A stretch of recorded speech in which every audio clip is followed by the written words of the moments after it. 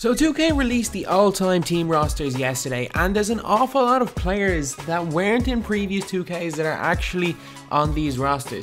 So in this video, I'm going to be going over 5 of the best players from these rosters that were not in NBA 2K17. So 5 of the best new players in NBA 2K18. I assume that all of these guys are going to be in NBA 2K18 MyTEAM. I don't know what way the contract works, but I assume that they are going to be in MyTEAM next year. First of all, I'm just going to apologize in advance for the terrible card designs I've made in this video. I'm not a graphic designer and I'm woeful at making templates, so these cards look, well, they're the general, like, kind of similar to what 2K18 cards look like, but they're not very good. They're really bad, so I'm sorry about that. So anyway, now let's get on to the 5 players. First up, we have got, from the Philadelphia 76ers, Hal Greer.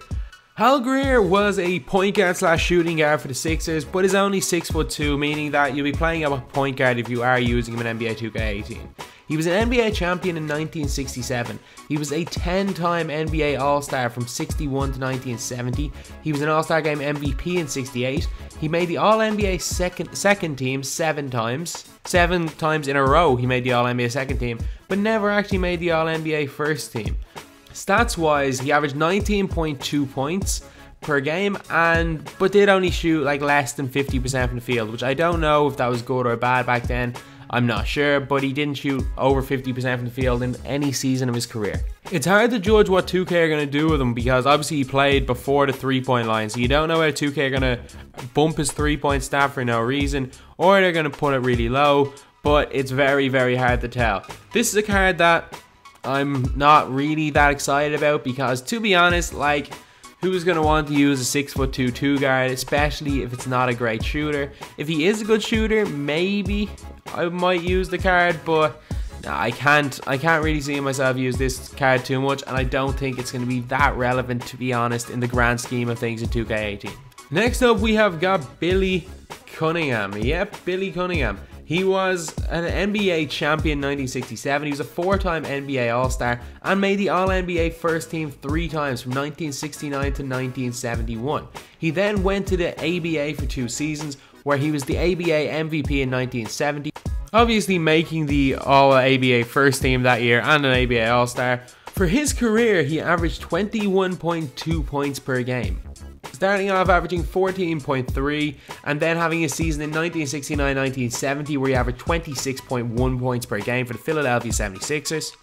And then when he went to the ABA, in his first season in the ABA, he averaged 24.1 points per game, which is quite good, shooting basically 50%. For his career, actually, just like Hal Greer, he never shot 50% at all, which is surprising because he did play as like a 3/4. But he didn't have a 3-point line, and to be honest, his 2 years in the ABA, he did only shoot 26% from 3, but that was on less than a half a 3 attempted per game, so I'm not really going to consider that shooting 3s. Like, he probably shot about 40 3s in his career or something. But yeah, so I don't know how this card's going to be. Not oversized for a small forward, and probably a little bit too kind of in the past to be exceptional, but you just never know. You never know what 2K are going to do. The Busher was a beast last year. Maybe he'll have a card a bit like that.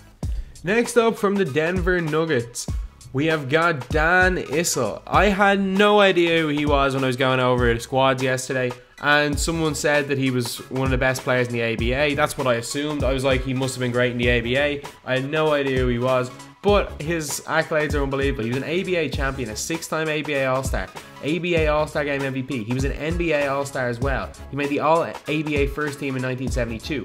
He made 4 All-ABA second team, He also was one of the leading scorers in basketball history with over 27,000 points, but they were split between 2 leagues, so it wasn't just in the NBA.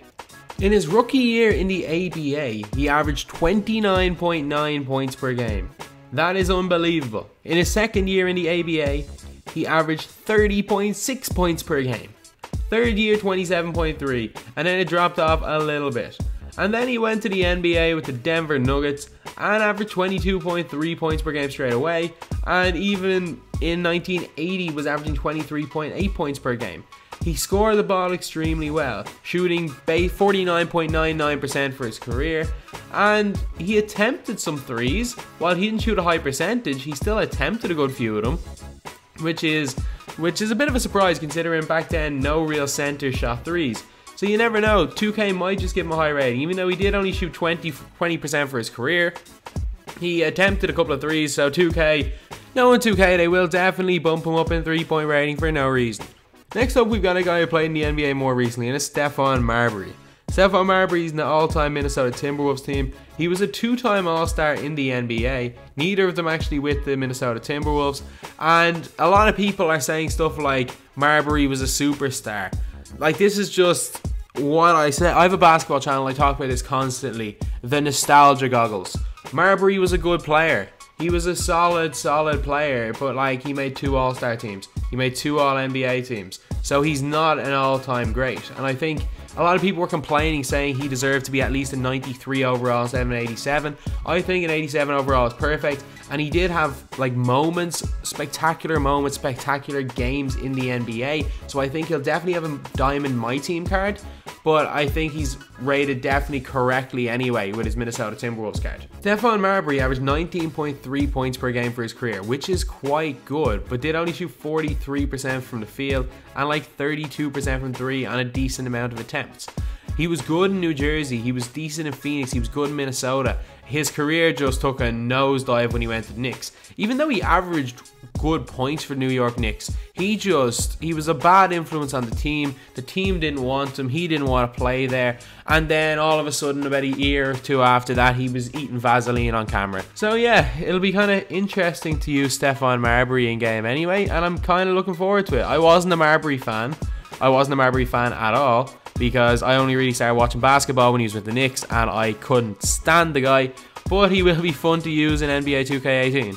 Last up is the guy who I think is going to be huge in this game. I think he's going to be so fun to use, and it's Baron Davis. Again, like Marbury, he was only a 2-time NBA All-Star and only made the an All-NBA team once. So again, like, not a superstar in the NBA, but a really good player. I'm actually shocked that he wasn't an All-Star in 2008. All I remember was him being unbelievable in that 2007-2008 season. I just remember being like 13 years old watching that, and he was incredible. But yeah, apparently not. So Baron Davis averaged 16.1 points per game for his career, which is a lot lower, to be honest, than Stephon Marbury. But in the playoffs, he stepped up huge. Like, he stepped up massively in the playoffs. He led the We Believe Warriors, which was one of the weirdest things ever. An 8 seed beating a 1 seed. And in that playoff run in 2006-2007, he averaged 25.3 points per game and 3 steals per game. That is exceptional, on over 50% shooting and like 38% from 3. That's unbelievable. So I can't wait to use Baron Davis. 110% he's getting a moments card. I have a weird feeling Baron Davis is going to be one of the historic domination reward cards. They're going to give him maybe a 95 overall for that, then give him another playoff card later in the year.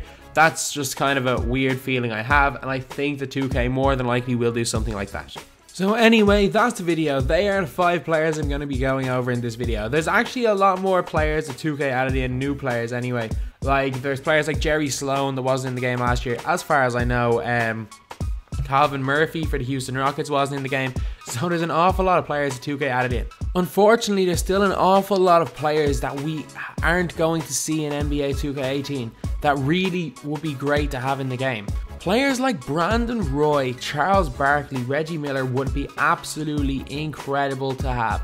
And then there's so many other players like Moses Malone would be a great player to have. There's so many good players that 2K could add in. Personally, if 2K could add in a lot of EuroLeague players or players from Europe, you might as well try to get the contract for someone like an Oscar Schmidt, someone like that. That would be insane. If they put a prime Arvydas Sabonis in the game, that would be unbelievable. But there's so many options that 2K have, especially with my team. It's just disappointing that there's players like Brandon Roy would be very effective in game, and Reggie Miller would be very effective. I'm not that worried about Charles Barkley just from like a consumer point, because Charles Barkley won't be good in my team next year if he doesn't have like a super juiced card like he had this year. But Reggie Miller would be an unbelievable card to have. But like, there are definitely alternatives. It's not the biggest deal not having them. it's not going to affect the game. It might bring a bit of hype into the game, but these 5 cards aren't going to change the game. Adding Reggie Miller and Charles Barkley won't change the game, and I kind of understand why 2K aren't going out of their way spending millions of dollars to try to get them in the game. So anyway, that's the video. Thanks for watching. Please like, comment, and subscribe.